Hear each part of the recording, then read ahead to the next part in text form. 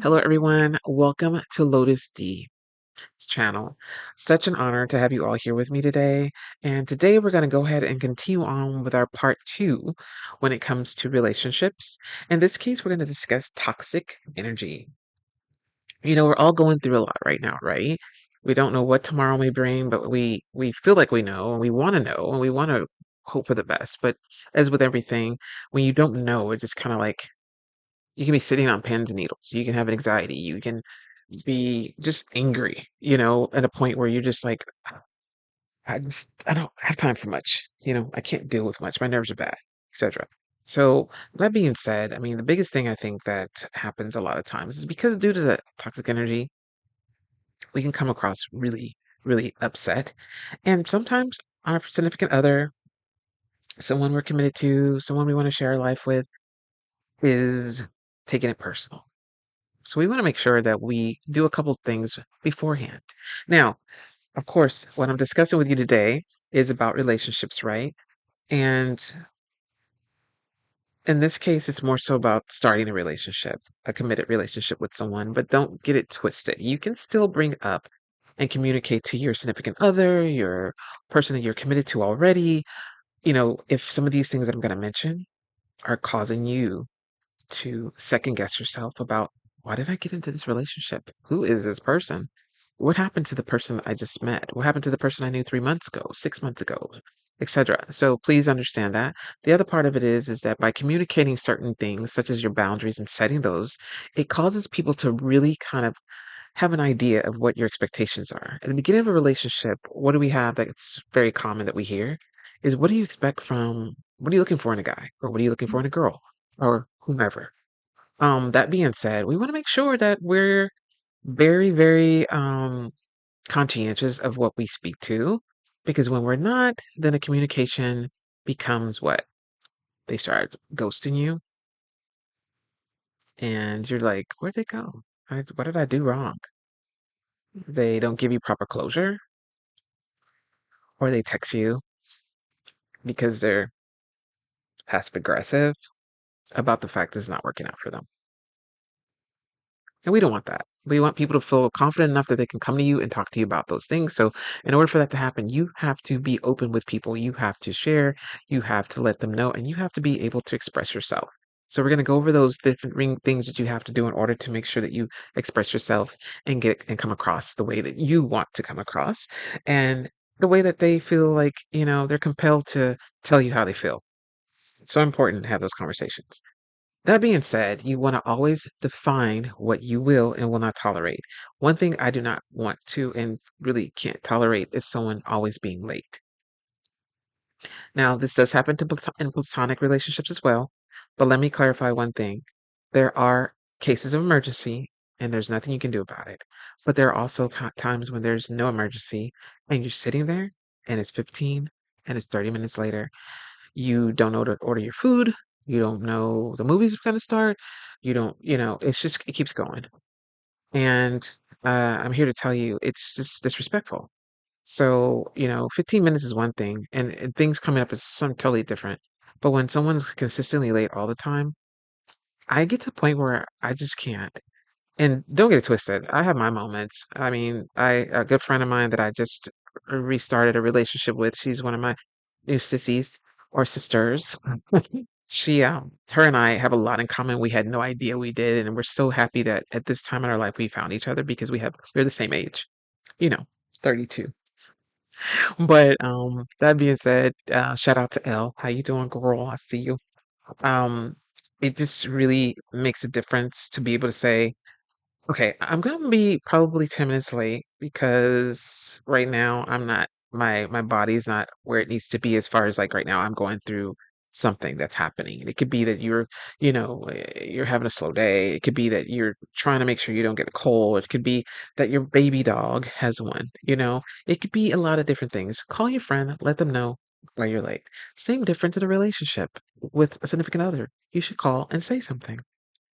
And when you do that, it makes it all so much better because the person doesn't have to rush because maybe they are trying to hurry up too because they like to be on time.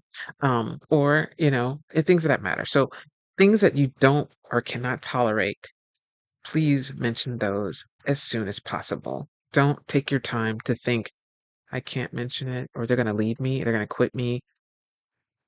If they do, you know what?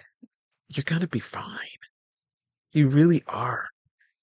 But you have to consider the fact that you didn't tell them from the beginning. So now you're having to tell them now.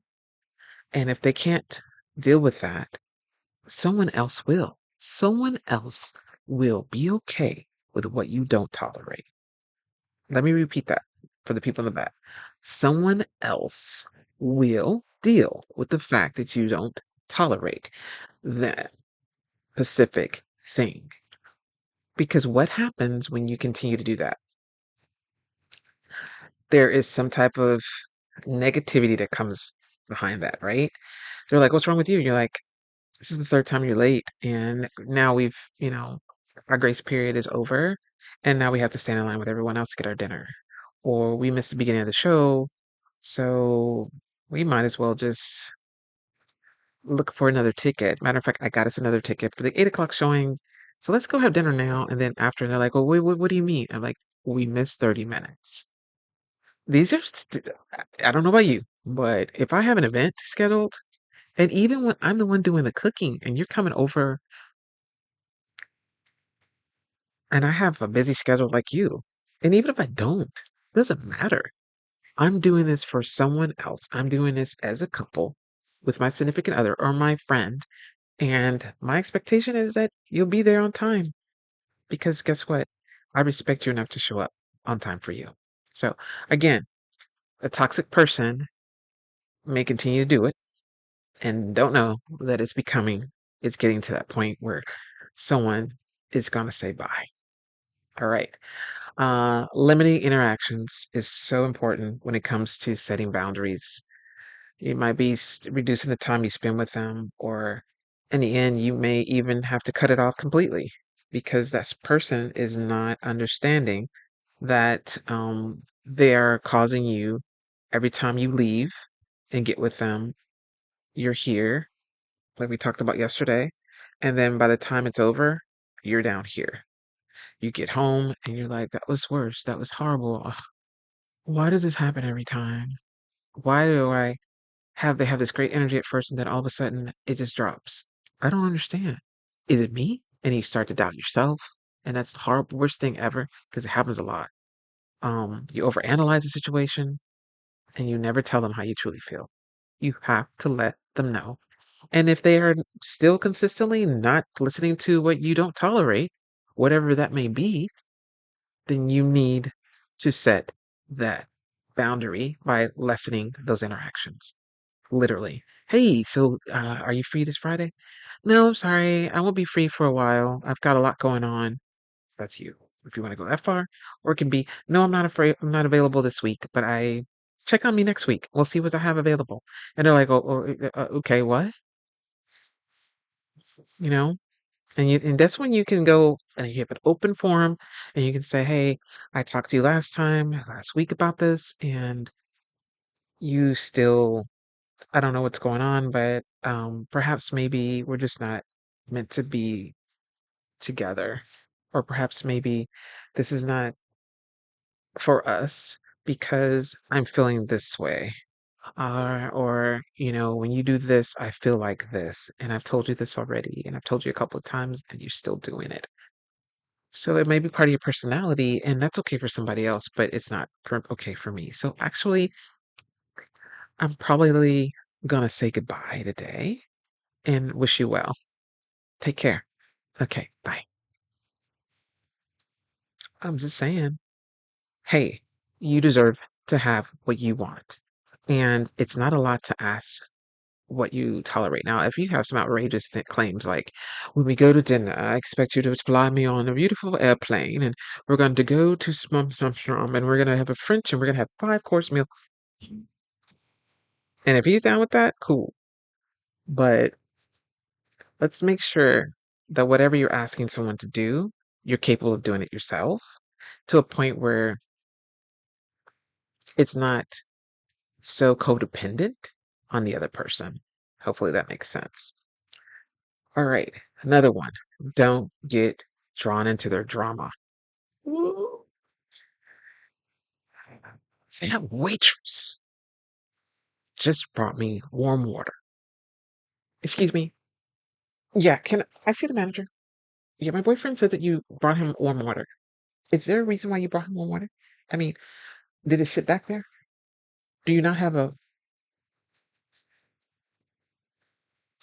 Oh my God.